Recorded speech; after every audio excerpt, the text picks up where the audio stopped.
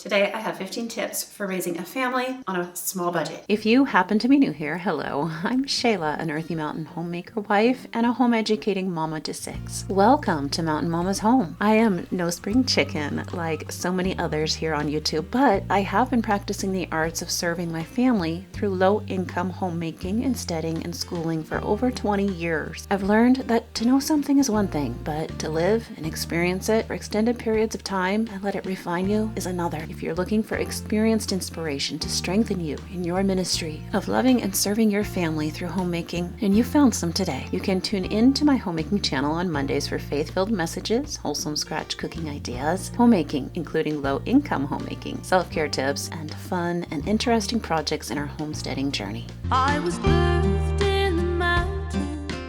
All right, I know not all of these tips are going to work for everybody, but I want to at least give them and offer them because you never know. The first tip I have is instead of getting a new car and making mega payments on it, try to buy older cars. Yeah, they're not as flashy to drive around. They're not as fun to drive around. Old beaters are old beaters, and it is humbling, but it's much easier on the pocketbook if you don't have that huge monthly car expense each month. Instead of cable and things like that, I don't even know what they're called anymore. A cable, that's all I know it's called. We've never had it. But these subscriptions where it's expensive and you pay for, TV or entertainment, there's so many free ones now. You don't need that. So scrap it.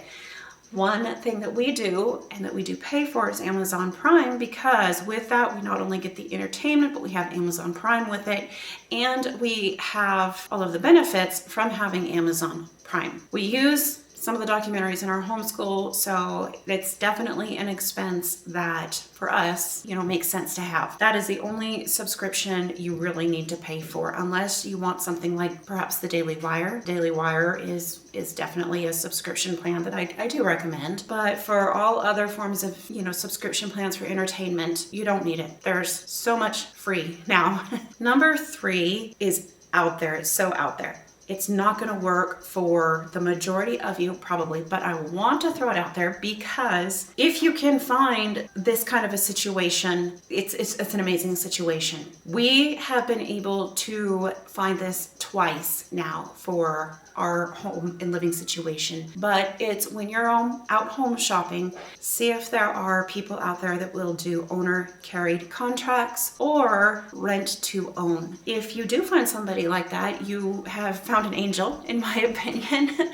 We have twice we have found this, and it is just such a blessing. We wouldn't have been able to buy our first home. There would have been no way for us to get a home had we not found somebody to do that for us. But since we have found people to do this 2 times now, I'm thinking that at least look for this or ask when you're out home shopping. 4 and 5 are similar. A lot of people are not going to believe this, but most of our home is secondhand and thrifted. I want to say 75 to 80%. The rest of it that's not secondhand or thrifted was bought on clearance. Maybe 3 people have lashed out in some of my low income videos because they watch like 5 seconds of my video and they're like, "You're not low income," or "You don't know what it's like." And it's like, well, the joke's on you, because yes, I do.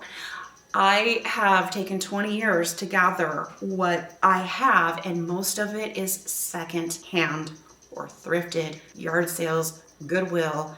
That's my home. I call this my Goodwill. See those pants behind me? These were all not new. I got all of this collection of pants collected over the course of 3 years. And all of this here costs probably less than $80, okay? This one here was $12. This was $14, I think. These were $8. You could have a beautiful home for very, very inexpensive.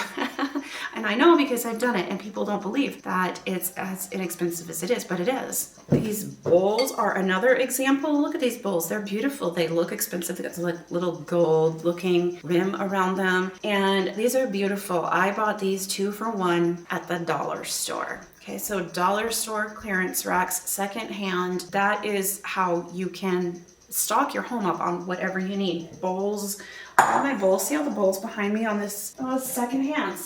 All of this was secondhand. All my bowls down here, secondhand. 75-80% of my home is secondhand. For my clothes, I buy primarily secondhand. So for clothing, secondhand again. And now I know you'll be saying, well, yeah, but secondhand doesn't last for kids. For girls, secondhand clothing usually does pretty well, holds up. For boys, I find that for boys, they're a lot harder on their clothes, and some girls too. I do have one girl who's very, very hard on her clothes. She is a replica of me when I was that age. I was also very hard on my clothes, a tomboy, complete tomboy.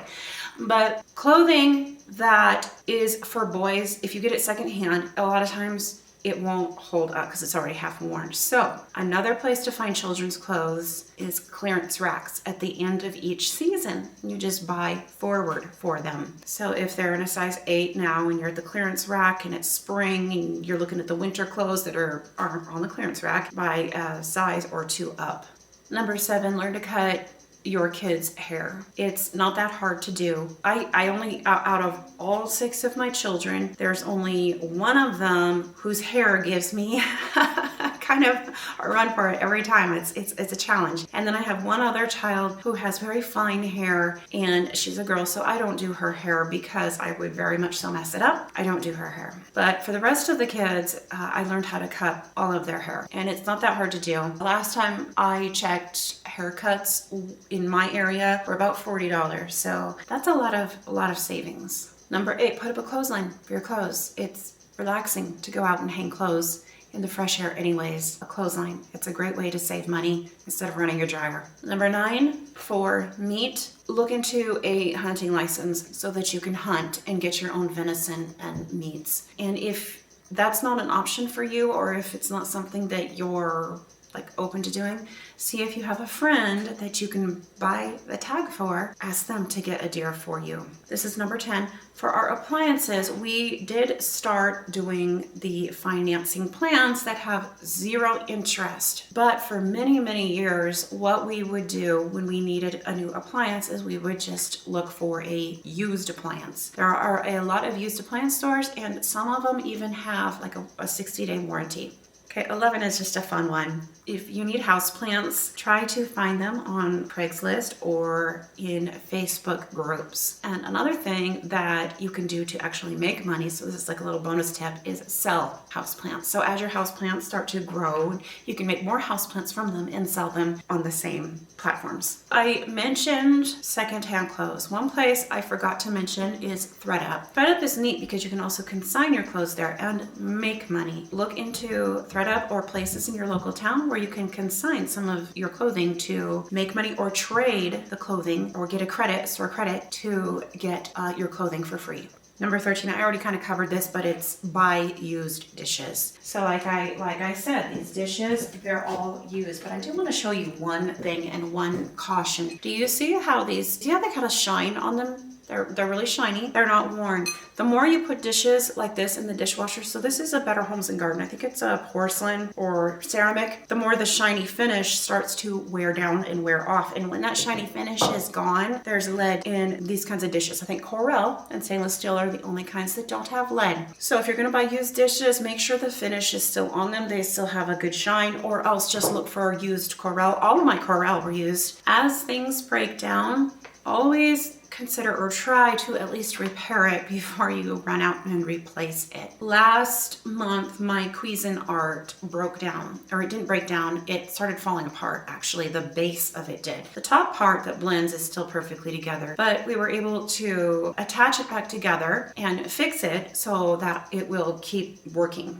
for longer. So if you can repair things, it's always a good idea to repair, as long as that's not going to cost more than buying a new. Sometimes repairing something will cost more than just buying new, so be careful about that. But yeah, repair instead of replacing. This is number 15. So I guess I got 16 tips here. I'm not sure what happened there. Okay, well, we have a bonus tip. Shop your own home for things. There are so many times I've put something on the list to go get it, and as I'm out putting it into the cart and seeing how much it costs, I think, there's got to be something I have at home that I could be using instead of buying a new or buying this. And most of the time I go home and shop around, and there is. Always shop your home before you go out and buy new of something. You never know. You never know what you might find. The last tip is to grow a garden if at all possible, and if it actually is more affordable or money saving for you to grow a garden. We used to live in the Midwest, and we had to buy our water. It was city water, and it was like 80 or 90 cents a gallon.